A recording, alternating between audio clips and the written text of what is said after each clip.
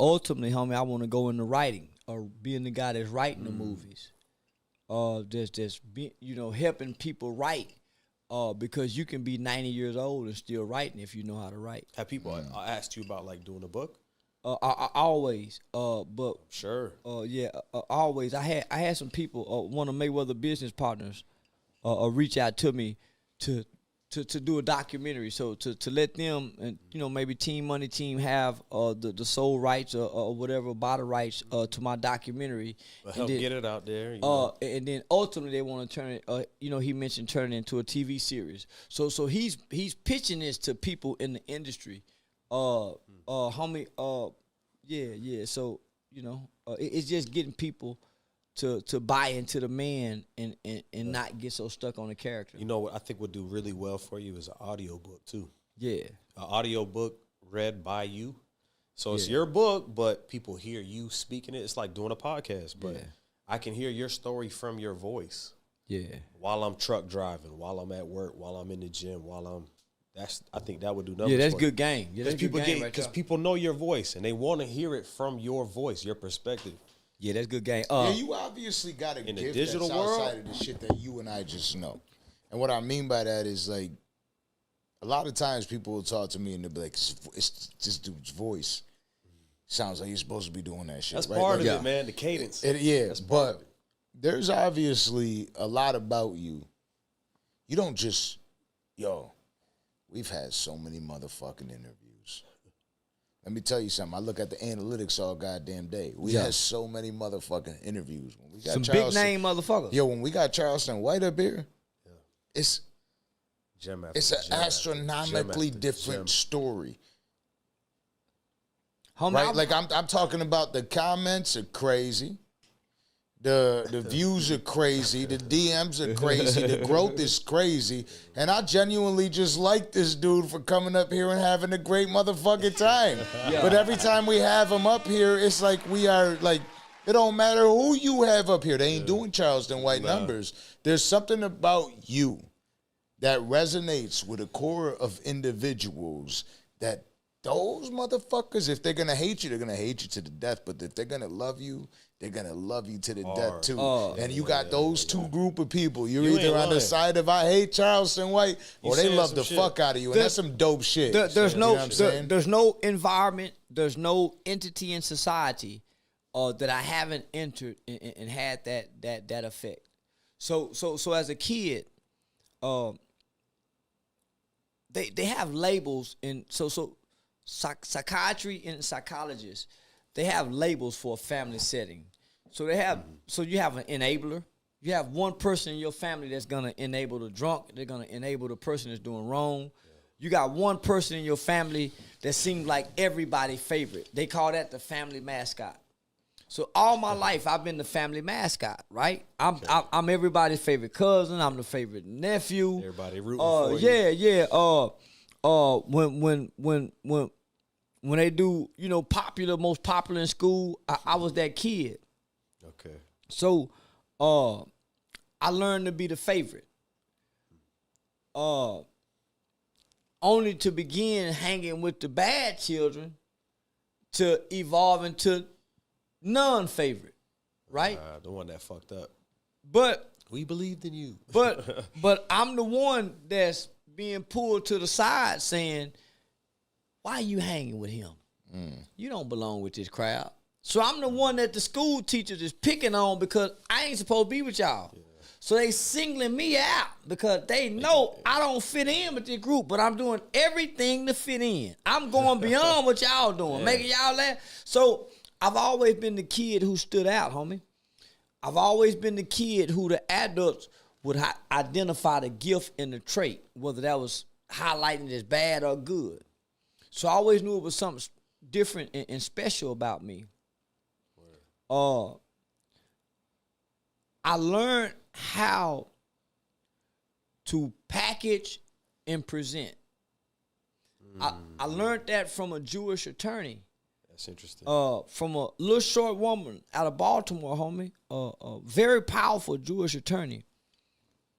She took me through trainings in Washington, D.C. And she gave me words. She gave me terminology. And before way to deliver information. But before I met her, I never knew about white privilege. I never even heard that term. I'm a black nigga from the South. I didn't even know white privilege exists. I argued with her. She woman. taught me that it exists, and she was a white Jewish woman, and I never knew that. So what she gave me was, she said, Charleston, it's all about how you package it and present it. So she gave me a scenario that you can put shit in the box, literally. If you put the right packaging on it. Right bow on it. The right bow on it. But boy, the presentation. What if you send and deliver that motherfucker on a helicopter? Right. And then when they get off the helicopter, it's on the back of an elephant.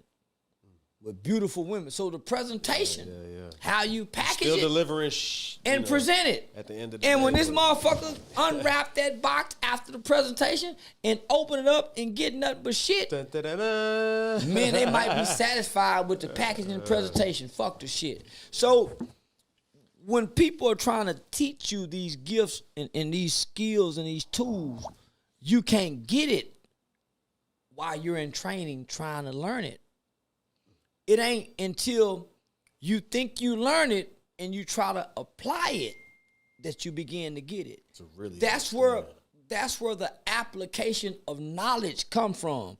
A lot of people know, a lot of people have knowledge. They just know it, they can't apply it. That's why they talk and they can't work. That's why a lot of people know shit, but if you ask them to show me, let me make it work for you, they can't make it work. That's why I say black people, Lord, know a lot of shit. They just don't know how to get no money. That's the application. Yeah. The application is having the knowledge and the understanding of what you know and the wisdom to put it into action to make it work where you show other people this work. Right. So, application. But Charleston, let me be Dan. let me be Danza Rathers for a minute. You know what I'm saying? But Charleston, how could you take advice from a Jewish person? You obviously hate them. No, because that's what the people are saying. Like, that's, well, before her, I don't have no hate. But meeting her, I didn't know nothing about what Jews was doing in the industry because I wasn't focused on the industry. I didn't know Jews ran the industry. Oh, yeah. I was doing youth advocacy at the time. And so I met her working on juvenile life without parole. We was trying to get abolished in America. And so when I met her, she was the first woman to say, Charleston, who are your board of directors for your nonprofit organization? And I said, oh, my mama, my cousin. And she said, well, why don't you have any working board of directors? And I said, well, what are working board of directors? So she taught me how to structure my nonprofit. Yeah. That's why you can't get no funding because you board got your members. Man. That's why you're not supposed to have your mama as a board. You're supposed to have working board members. Well, who are working board members? You see this guy Bob Ray Sanders who wrote this news article about you, Charleston. He wrote a positive news article about you, and he works for the Fort Worth Star-Telegram. He's a prestigious guy. Put him on his board. He admires you. He's gonna have nothing but good things to say because about you. He works for the Fort Worth Star-Telegram, so he's gonna be bragging about being on your board because reputable. Come on now. He's a board member of the Hyped About Hype Youth Outreach. He's gonna brag about that. So don't put your family members because there's nepotism. It's like a reference at a job. Like there you can't put family or nobody. So she started. She was the first one to say, "Well, Charleston, do you document? Do you take pictures when you're at these events?" And I was saying, no, ma'am, because I don't want to feel like I'm doing it for the internet. She said, well, Charleston, if it's not documented, it didn't happen. Show proof of work. Documentation beats conversation. If you don't have any documentation, Charleston, how can you say you done this? Are you having people sign in when they come? Come on, homie. So then the greatest game she told me is that, Charleston, nobody is going to help you to help your people. Nobody is going to give black people the money that they need to get them out of the conditions that they're in. So you have to learn how to be self-sustainable, that you're not completely requiring upon federal grants and state giving money to help you with your organization. You have to be self-sustainable. She taught me how to be strong, nigga. how to self-sustain me. So then the old nigga say, well, how do you be self-sustainable? You gotta have something to sell. You gotta have something to sell to your people. What's that? Dick. You fucking anyway. You ain't. But what do you mean by that? First thought, So I'm finna break it down for you. Go ahead. All the bras you fucking with, you giving them that dick. She know you got a youth organization. Why she ain't helping you with some of that money and you got this youth organization? She taking your energy. She about to. She taking your life force. She getting your calm. Nigga, that calm costs money and you getting it away for free. Nigga, you better learn to start getting something for that dick in that calm instead of just getting it away. Right people. You better start learning how to ask for something, nigga, instead of trying to get something for that dick. Learn, because that dick got value. Hello. They need that calm. Hello.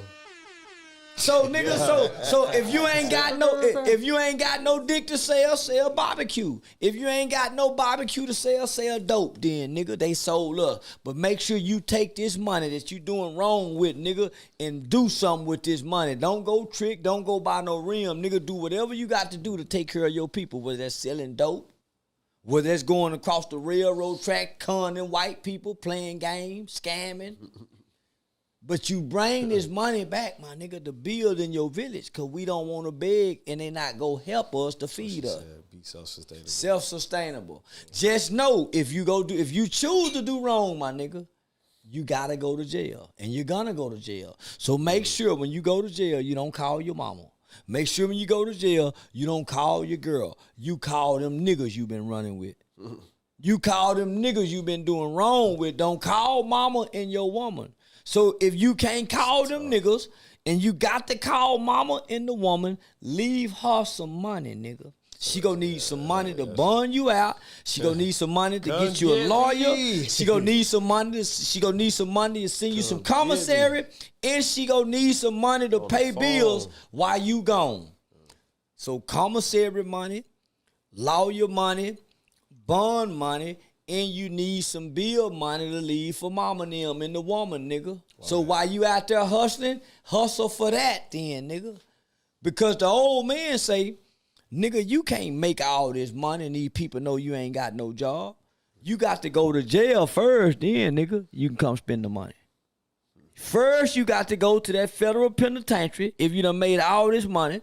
Other than that, you got to find somebody in the family or in the circle who got a business mind or who got a business, and you put the money behind the one with the business mind. Other than that, we gonna lose everything, because when these people come here and get you, they gonna realize, nigga, you done put this in mama's name. Mama ain't got the kind of job to support the kind of money you got.